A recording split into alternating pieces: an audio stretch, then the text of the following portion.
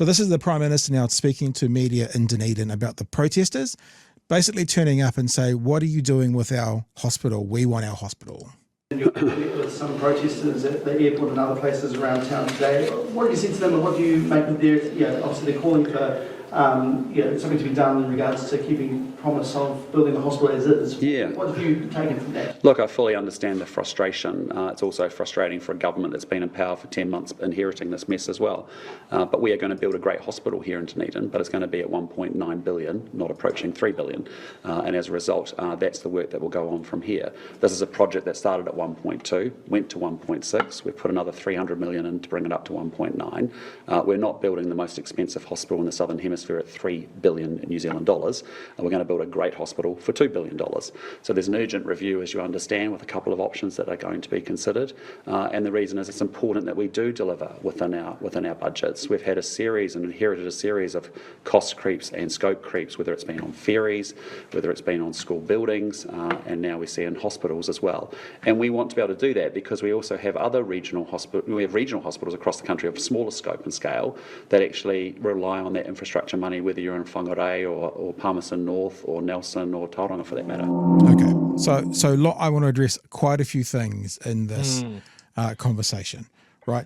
The first is, when your number one priority is budget above all else, you're going to build a shit product.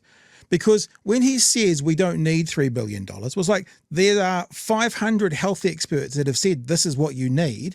If it adds up to $3 billion, then that's actually exactly what's needed to build that hospital. So coming out of the back, I mean, yes, budget has to be a part of it. But when budget is number one, you're always going to lose. You're always going to lose when building infrastructure. Here's the second thing, and I'm ropeable with the mainstream media. I've said this before, and when I say this, it's not like I'm not going, oh, poor us. It's actually you guys get the access, and you fucking watch, I know, and you don't do your jobs. Okay, Mr. Luxon, we are not going to build the most expensive hospital in the Southern Hemisphere for $3 billion. One Google search, one fucking Google search. Adelaide's Women's and Children's Hospital, New Zealand, $3.5 billion. Like, I stopped investigating because, Luxon, we're not going to build the Southern Hemisphere's most expensive hospital at $3 billion. One Google search finds another hospital, unless Adelaide's no longer in the Southern Hemisphere, that costs more. Have we heard anyone with access go, excuse me, Mr. Luxon, that's bullshit. Can we address the you've got something brown on your chin because you're talking shit. We can see it. It's on your chin. No one. So then I started to think, why is this guy so determined to focus on the Southern Hemisphere? Let's say he's right, Chewy.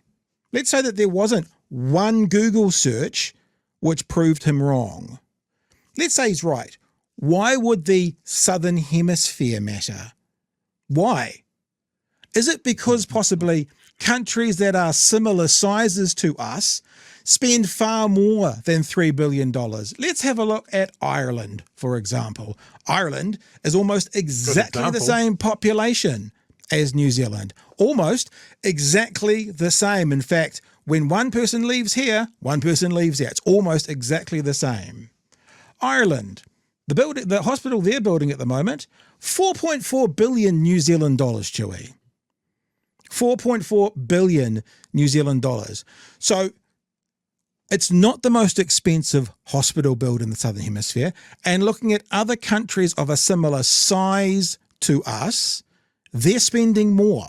Now, what happened today, Chewy, is the National Party bootlickers came out and started going, Dunedin, 135,000 people, Adelaide, 1.3 million. No. That's not what Luxon said.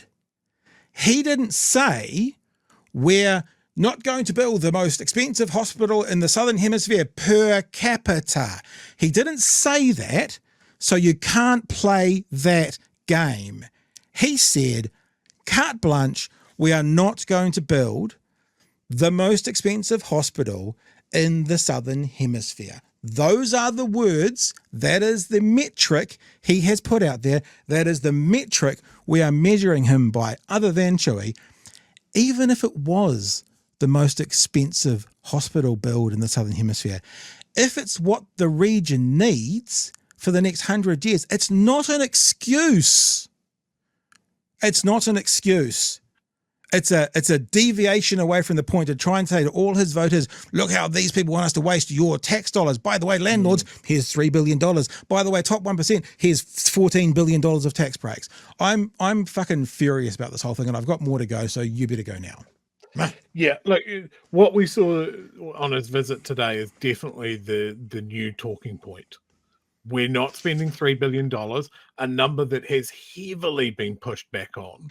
Yeah. And heavily disproved because they've padded it with a whole bunch of shit that's not in the scope of the new hospital anyway. And we're not going to spend the most of a hospital in the Southern Hemisphere, which you have just disproved for them there as well. One Google search. You're going to get an excellent hospital for $2 billion. Now, that's not for the purpose. That clinicians haven't said this is what we need. Clinicians have told us what we need. This is what's fit for purpose. Oh, okay. You know what, Joey? I was going to buy a car, and the car that I needed was to go up a really steep hill, and I needed a 4-wheel drive. Unfortunately, the 4-wheel drive car was $3,000 more than the budget I had. So I bought a 2-wheel car. So I got a good 2-wheel car, but guess what? It didn't fucking climb up the hill. It wasn't fit for purpose. Sorry. So this is the question that I want the media to ask. Whenever that gets trotted out, 1.9 billion, 2 billion, whatever he's going to say, you can get a great hospital for $2 billion. I want to know, is it going to have more beds than we have now? Is it going to have more operating theatres than we have now? Is it going to have the scanners that we were promised? Is it going to be built all at once? Or is this going to be a phased development which will only push up the price? Yep. These are the details we need to know. Is this still going to be a premier teaching hospital to train potentially generations of future doctors? Is this a hospital that is going to be able to service the lower half of the South Island, or in an emergency, the entirety of the South Island? Is that the planning that we're doing? Or are we just looking at the checkbook and going, fuck, we've already borrowed for landlords. We don't want to dip into the kitty again.